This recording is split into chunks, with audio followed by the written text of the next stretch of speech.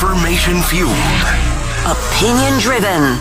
This is Nashville's Morning News with Dan Mandis. And so, my fellow Americans, we talk news. 8:07, Nashville's Morning News on Super Talk 99.7 WTN. Good morning to your friends.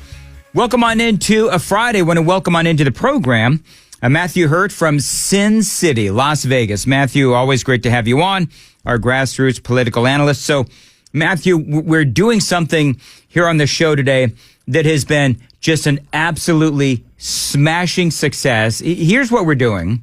You are out of order. It's Out of Order Friday. And so what we're doing is basically it is who is your moron of the week. And so my submission, my nomination has been, I don't know if you know who Afton Bain is. Me as a watchdog for government accountability and transparency. Yeah, but she is a Democrat in the State House. And so that is my nomination. Jones was the Nashville news media for crying river over all of these illegal alien gang members that the Democrats and the media are trying to protect. And whoever ends up ultimately winning, you're out of order, wins the Al Pacino Award. Well, Dan, it's great to be with you. Yeah, good morning, Matthew. I know that was kind of a long intro. Well, the morons who are out of order, and this is so important for your listeners, are grifters in the MAGA movement and the Republican Party who take well-meaning people, the people who are listening to this program, who want to get involved, who want to support candidates, who want to support causes, and redirect their money to frivolous causes and sham events. And in just a moment, Dan, last week in Arlington, Virginia, a couple of grifters, one from Arizona and one local guy, raised probably thousands of dollars off well-meaning people to throw what they called a white tie official first 100 days party for President Trump, an honorable event to host. But all of that money went straight into the pockets of the organizers and left a lot of people upset about what they promised with VIP tickets. It really left a bad taste in the mouths of many of the attendees. And so I just want your listeners to know there is so much important stuff going on from here to the midterm elections, and they really have to be thoughtful and mindful about where their campaign contributions are going, where their support is going. And be on the lookout for people with bad intentions who want to take their money and run. Well, and the funny thing is, for people that don't know the story, you actually called them out, and this ended up to be almost like a big incident. There was a lot of controversy on this, and so you've had to spend a lot of time on this because you were the one again that called them out as grifters and drew attention to the story. Have you received a lot of pushback from that, or are you considered like a hero for pointing it out? Well, the people who were victims of this event and others are very grateful for this. Of course, the individuals involved in the grift are very upset by this. This has absolutely upended my week. Every day since last Friday, I've been dealing with this. And for your listeners to get an idea, I'm the chairman of the county Republican Party in Arlington, where 79% of my neighbors voted for Kamala Harris. So we don't win elections in Arlington, but I'm building a movement of MAGA people, of establishment types. I'm bringing them all together to win elections at the local level, and things like this really harm our cause. And they contracted with a local business owned by Republicans, and so that leaves a bad taste in the mouth of the business owners. And yeah, this has been absolutely derailed my entire week, in addition to the roosters outside the Airbnb at 3:27 every morning. So Matthew is staying in Las Vegas, and instead of staying at, I don't know, some of the highfalutin hotels and stuff, he gets an Airbnb. I don't know if it's like in the city or what, but there's roosters actually keeping you awake. So I appreciate you heading to Starbucks and being on with us this morning. There's a number of different things that we've been covering today. This was Donald Trump yesterday. China says in order to have substantive negotiations, you have to bring down your 145% tariffs. Are you open to pulling back your tariffs in order to get China to the negotiating table? No. Well, this morning, news is that Donald Trump says an 80% tariff seems right, as opposed to the current 145%. tariff. You surprised at what seems like the president's abrupt turnaround?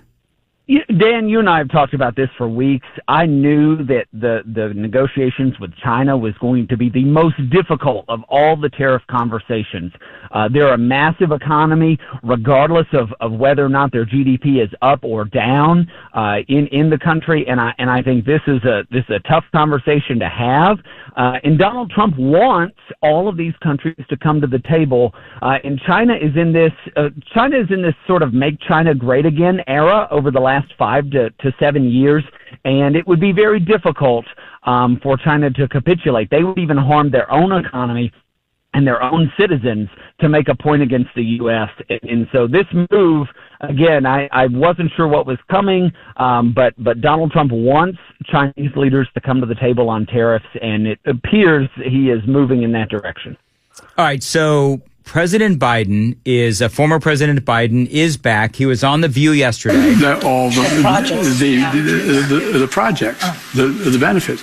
How do you lead the world without having the best infrastructure? How do you lead the world without having the best health care in the world? How do you lead the world without having the best education system in the world? How do you lead the world when you don't have that done? So I will spare you trying to interpret what the former president said. I slowed it down and I listened to it, broke it down phonetically. And basically, he said, how do you lead the world without the best infrastructure, the best healthcare in the world, and without the best education system? That is what the former president was saying. So I'm gonna ask you to comment on that soundbite coming back. Matthew Hurtt is joining us here on Super Talk 99.7 WTN. By the way, the Super Text line is open, 615-737-9986. Time to check the roads. For today, Friday, a high of 74, scattered showers. On Saturday, a high of 74, decreasing clouds. And on Sunday, a high of 78 and showers. Appreciate you listening to Nashville's Morning News. How do you lead the world without having the best infrastructure in the world? How do you lead the world without having the best health care in the world? How do you lead the world without having the best education system in the world? How do you lead the world when you don't have that done? So that is Joe Biden asking the questions. How do you lead the world without the best infrastructure, the best health care in the world, and without the best education system? Matthew? Well, Dan, you did a great job playing Joe Biden here by translating the former president. I think that we've got a situation where Democrat consultants must be hair on fire. Every appearance that former President Joe Biden makes on television reminds voters of those 4 years. It is not a good idea to have him on TV for the next 18 months. But there's a point that Joe Biden is making here. How do you lead the country without these, without great health care and education and an economy? And I think those principles are conservative principles. Joe Biden was wrong on every single one of them when he was in the White House.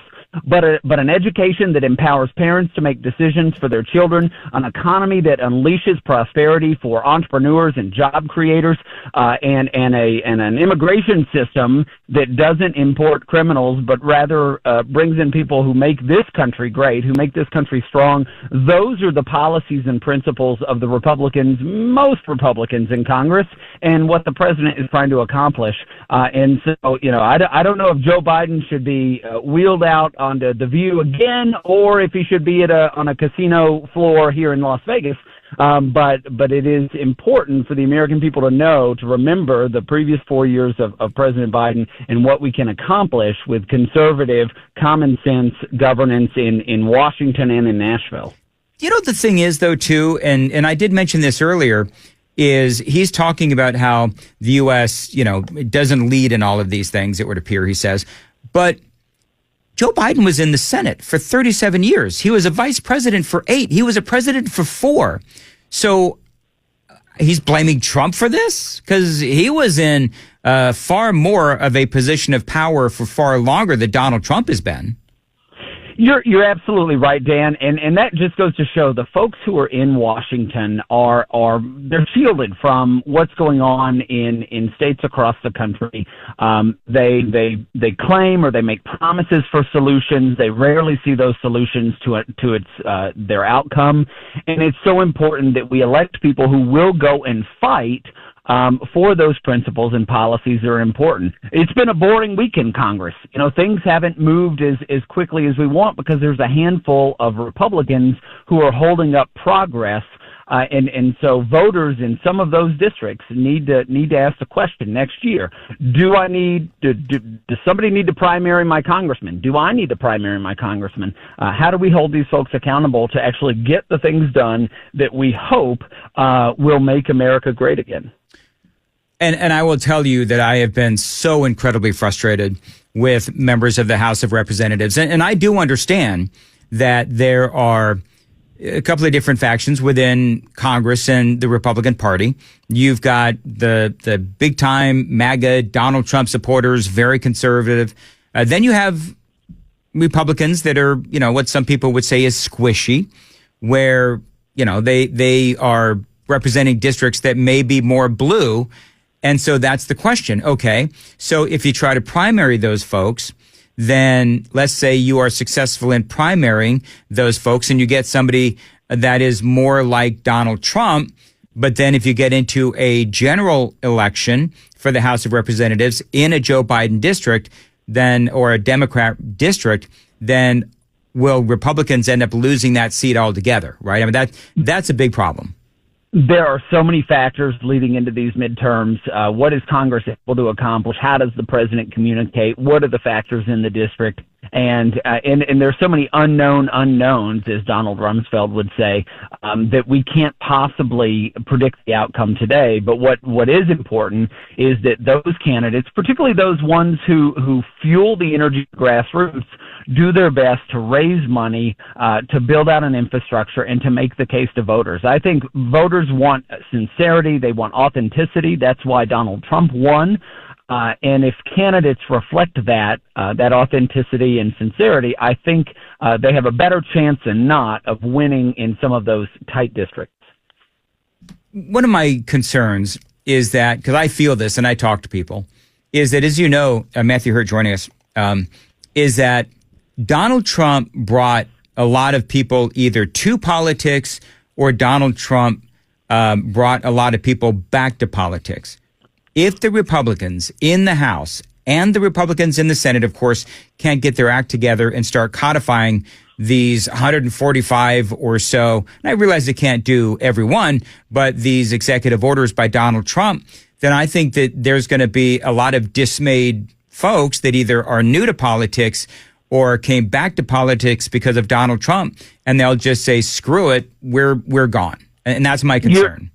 You're absolutely right. We saw that a certain extent in the Wisconsin Supreme Court race.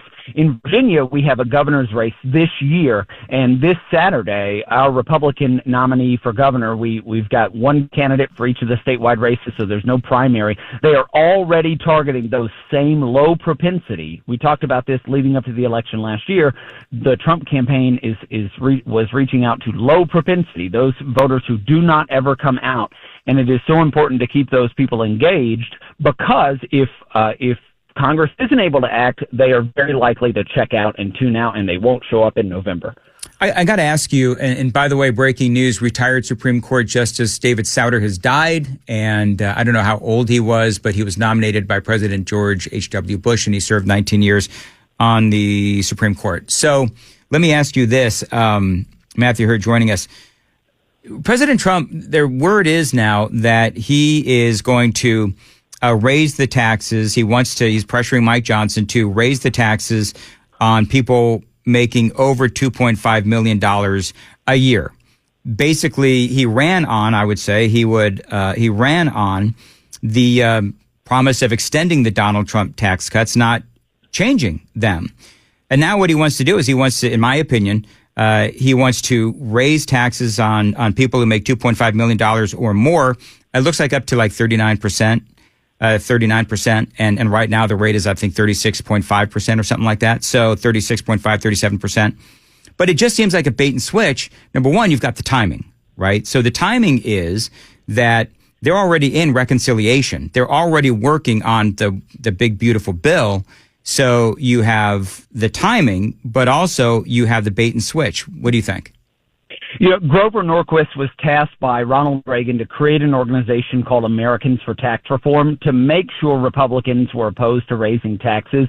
And the way he describes this is a tax increase is the rat head in the Coke bottle. If you buy 1,000 bottles of Coca-Cola and you drink one every day and there's a rat head in a Coke bottle, you're never going to drink another bottle of Coke again. I think tax increases are the rat head in the Coke bottle for Republicans. It is very dangerous to do that, and we know that raising taxes on people who make $2.5 million or more is not going to generate the necessary revenue. What we do know, thanks to Dr. Art Laffer, who's down there in Nashville, is that lowering taxes stimulates economic activity and generates more tax revenue. And so I would really caution Republicans on raising taxes at the federal level. It would certainly give Republicans in places like Nashville and elsewhere an excuse to do it as well.